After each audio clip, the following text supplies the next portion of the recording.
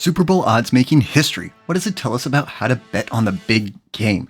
Should I bet the favorites or the underdogs to cover the point spread? Do I take the over or the under on the total points line? Tortilla chips are the number one snack. What are the folks dipping those chips in? Well, I've got all the info you need and more when deciding how to financially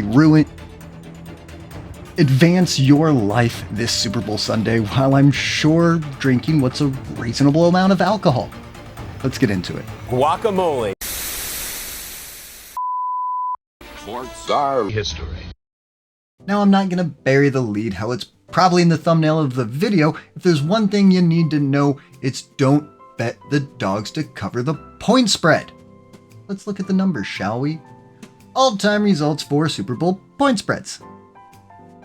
Now, I know what you might be thinking here. 49% of the time the dogs cover. You clickbaited me, you son of a... No, it's not true. Maybe a little. But these numbers aren't the whole story, right? The point spread isn't the only thing you can bet on. You can also bet the money line, where you're just betting on which team is gonna win. No point spread involved. So if we break down the results for the underdogs covering, what do they show? Boom, that's right. Most of the time, when the underdog covers, they win and not lose. So if you're going to bet the underdog, take the money line and bet them to win. If you want to bet the favorites, then I guess you do go with the point spread, not the money line. It's terrible value, but betting the underdog's money line, always great value. And not like the Walmart knockoff brand, but like a real brand, like, Green Giant or something. Yeah. Now, I do want to be fully transparent with these numbers and all the numbers that I'm going to show you. Super Bowl 49 between the Patriots and the Seahawks, well, by the time we got to game time, it was down to a pick'em. But when the books opened up for it, it had the Patriots at 2.5-point underdogs. And you could still get them as 1-point dogs at game time in many books. So for the purpose of this video and the numbers I'm going to show you, we're going to have the Patriots as underdogs in that Super Bowl. Not just because it helps my narrative. Now, as I alluded to, let's bring up some more numbers to help back up my claim. I mean, all-time Super Bowl history doesn't really tell us the current story. Plus, weren't there like a whole bunch of wild point spreads in the early Super Bowl days?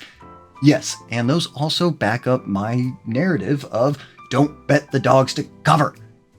Now, we have had an almost convenient 59 Super Bowls, so let's split them down the almost middle, the first 30 and the last 29 Super Bowls. Didn't want to be the dogs in those first 30 Super Bowls, huh? I got beat down like they were owned by Michael. Whoa, hey. Man did his time. Now let's show the full results. Look at that.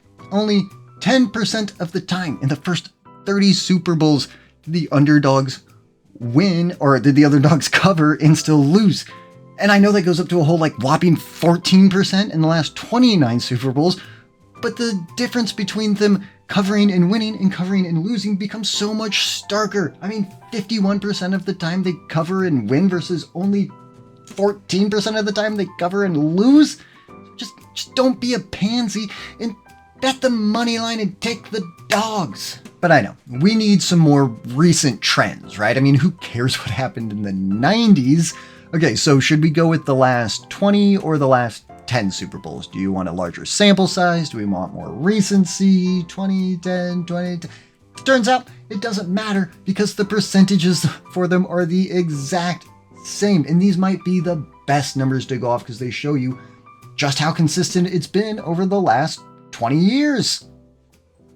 Boom, that's right. Only once in the last 10 and twice in the last 20 years has a dog covered and not won, compared to 60% of the time when they just win outright. So again, bet the dogs to win, you pansy. I mean, how many numbers must I show ya? More? You want more? All right, I've got more. Now, you might be thinking, what if the favorite is overwhelmingly the favorite? Should I really still bet the dogs to win? Yes, let's take a look at the top 10 largest point spreads in Super Bowl history. See, even there, the underdogs, when they were overwhelmingly underdogs, won half the time, compared to, again, 10% of the time where they would cover and not win.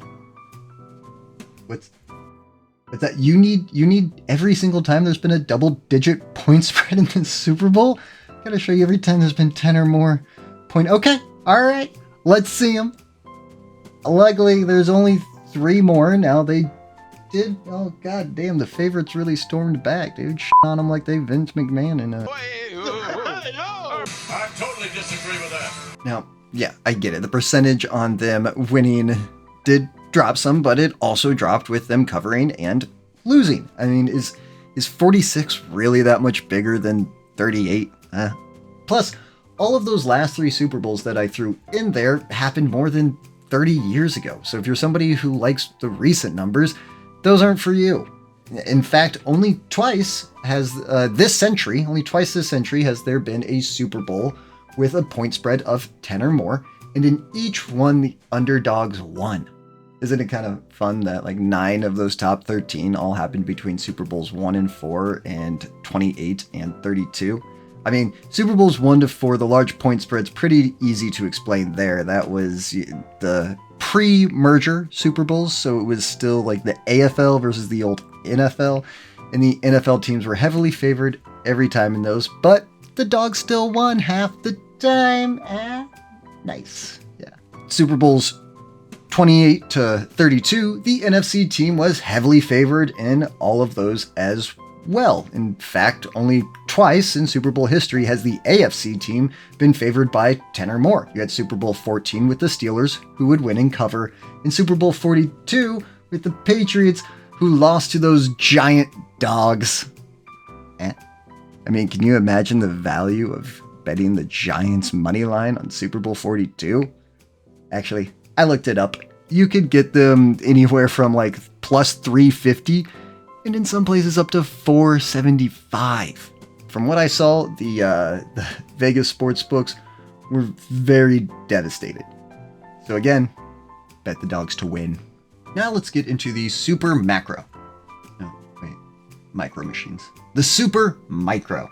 The underdogs have covered the last 5 Super Bowls, and how many of those did they win? 4. But this could mean that it's time for that to reverse, right? It could mean it's time for the favorites to finally cover the spread. You remember that large string of point spreads from Super Bowl 28 to 32?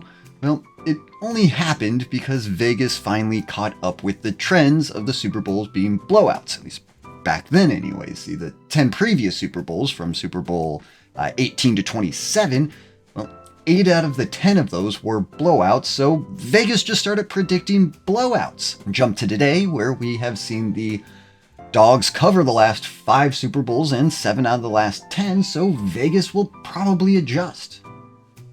Although I'm not sure how they adjust, because the point spreads have already been pretty low. Out of the last 10 Super Bowls, we've only seen a point spread of 4 or more 3 times, and the dogs covered all of those and won 2 of them. And in the last 3 Super Bowls, where the dogs have won all of those, the point spreads have been less than 3. So, like, do you just start making the underdogs the favorites? Actually, that's not a bad idea, Vegas. Maybe you just make the underdogs the favorites. But then again, Vegas is who decides who the underdog is, and if Vegas never makes the underdog, were they ever actually the underdog? I'm so confused. Maybe just start doing pick'ems? But that aside, right now, we are at a time when the most valuable outcome is also the most likely outcome, which is not how it's supposed to work. It's the opposite of how it's supposed to work. Once again, this has led us to the path of don't leave money on the table and bet the dogs to cover, bet them to win. So now that I've thoroughly convinced you not to bet the dog to cover, what about the total points line?